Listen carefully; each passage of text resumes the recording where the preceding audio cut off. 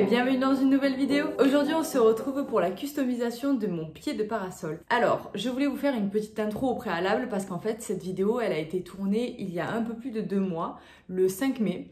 Et là on est le 22 juin aujourd'hui.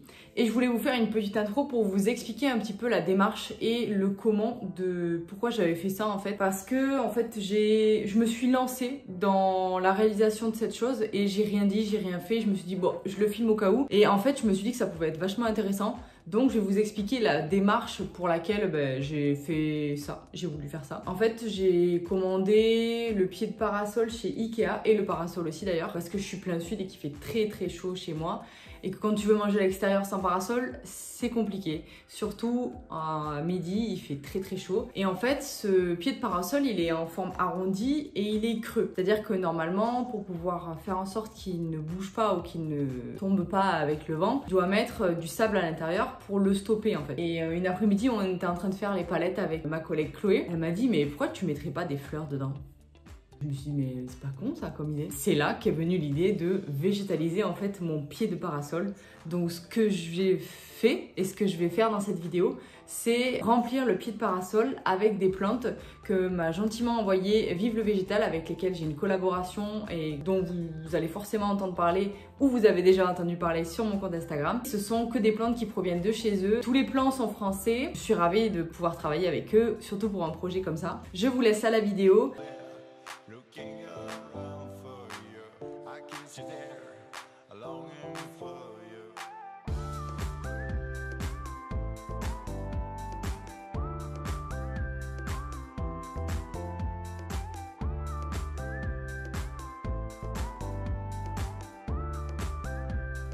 Alors, je viens de recevoir tout le colis de Vive le Végétal et j'avais pour projet d'aménager le pied de mon parasol. Donc j'ai mis plein de petits pots cassés au pied du parasol. Je vais mettre de la terre comme ça et puis je vais pouvoir planter tout ça à l'intérieur. Comme ça, je perds pas d'espace en fait au niveau de la plantation. Donc ça va être assez cool. On est parti ?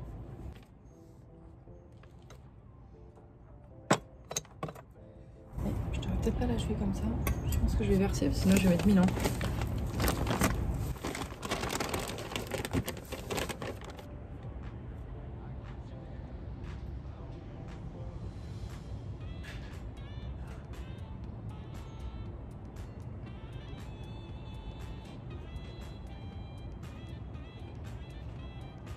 Je vais en profiter pour aussi placer un petit peu d'engrais en granulé comme ça dans le mélange, comme ça va pouvoir donner des nutriments directs.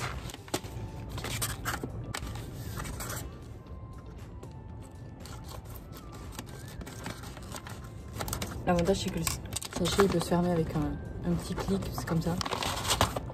Je vais mélanger juste, saupoudrer un petit peu.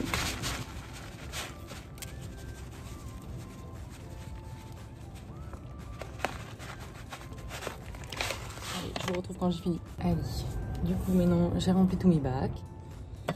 Je vais pouvoir placer les petits plants. Alors, mettre au pied ce que c'est aussi à chaque fois. C'est pas une mauvaise idée.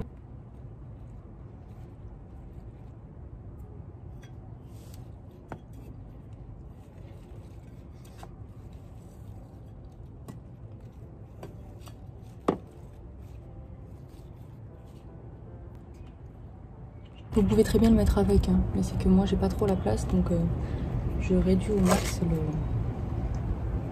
la botte. En général, si ça se casse tout seul, je l'enlève comme ça. Hop. On a un petit chat qui arrive.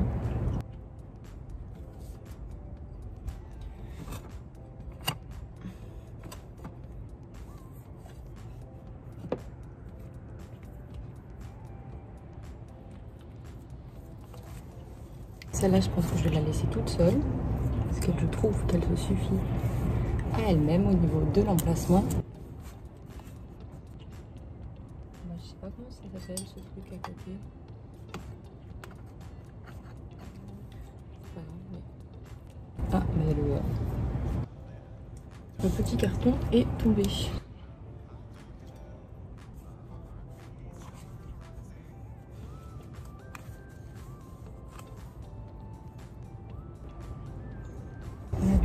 jaune qui a pris un sacré coup aussi pendant le trajet. C'est pas grave, on va réussir à la faire repartir. Ça devrait le faire, ma belle. Hop. Et ensuite, bah, très bien, j'ai la place pour le pétunia. Hop, je libère juste un petit peu les racines dessous. Et je plante plus que la plante huître. Trop rigolo ce petit nom.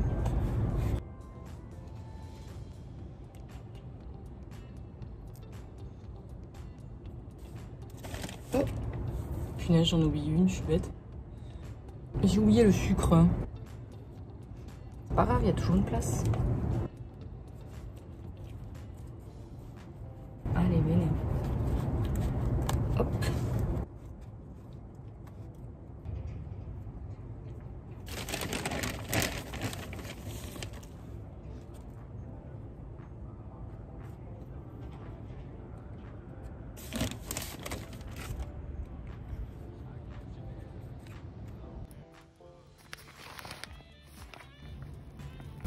Donc le résultat il est vachement canon. Hein. Pas mal. Voilà, et je voulais surtout vous montrer ce que ça donne 2 semaines après en fait. Donc c'est quand même assez touffu. Je vais vous tourner la caméra comme ça vous verrez. Donc voilà, ça c'est le résultat de 2 mois après. Donc ici on a le sucre qui s'est vachement bien développé. Finalement il n'y a que la plante huître qui n'a pas trop apprécié le trop plein d'eau. Le pétunia il est au max. Franchement il s'étend de ouf.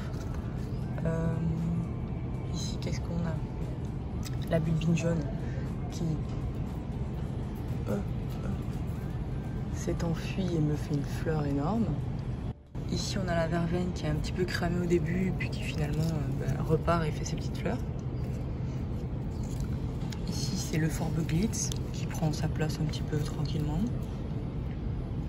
Ici, c'était nos petites fleurs jaunes. Ah, j'ai oublié comment ça s'appelle. Ah, les bidens.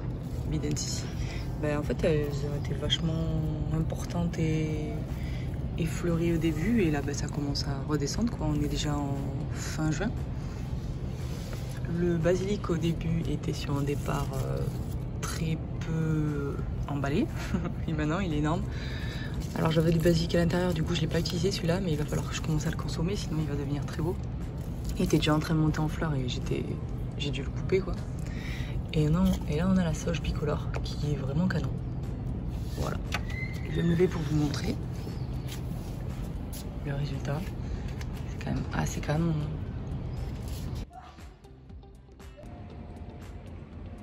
Merci beaucoup d'avoir regardé cette vidéo. Écoutez, j'espère qu'elle vous a plu. C'était un petit peu un genre de do it yourself ou une personnalisation, je sais pas trop comment appeler ça. C'était une bonne idée pour encore trouver une excuse pour mettre en fait encore des plantes et des fleurs sur mon balcon. Néanmoins, ce qu'on pourrait éventuellement se demander, c'est si j'ai troué le pied de parasol. La réponse est non. J'y ai pensé pour faire en sorte que ça puisse s'évacuer, mais en fait justement l'avantage c'est que comme j'ai mis beaucoup de billes d'argile ou de pot en argile en fond, en fait ça ne stagne pas au niveau des racines, ça reste frais et notamment pour cet été qui est très très chaud, en fait c'est parfait. J'ai jamais vu mon basilic dans un état aussi bien en fait, il est pas grillé, en fait il a les racines au frais mais sans être trop humide et là franchement toutes mes plantes elles sont au top. C'est la solution, du moins, que j'ai trouvée pour cet été. Comme je l'ai planté comme j'ai tout planté au mois de mai, il y a quand même eu un moment où il y avait beaucoup d'eau dans ce petit espace et je devais à chaque fois qu'il pleuvait beaucoup vider le tout sur mon balcon en fait pour que ça puisse ne pas pourrir. Donc peut-être que éventuellement l'année prochaine avant de replanter ou alors si je l'utilise aussi pour cet hiver et que je veux mettre des plantes d'hiver, que je ferai des trous à l'intérieur parce que là ce sera pas possible autrement, sinon je pense que je vais tout faire pourrir, surtout en plein hiver. J'espère que ça vous aura plu. N'hésitez pas à mettre plein de pouces bleus si ça vous a plu, de notifier en commentaire si ça peut vous inspirer pour d'autres projets ou si vous aussi vous avez réalisé des projets un petit peu originaux pour cet été. Et puis je vous dis à la prochaine pour une nouvelle vidéo. Salut!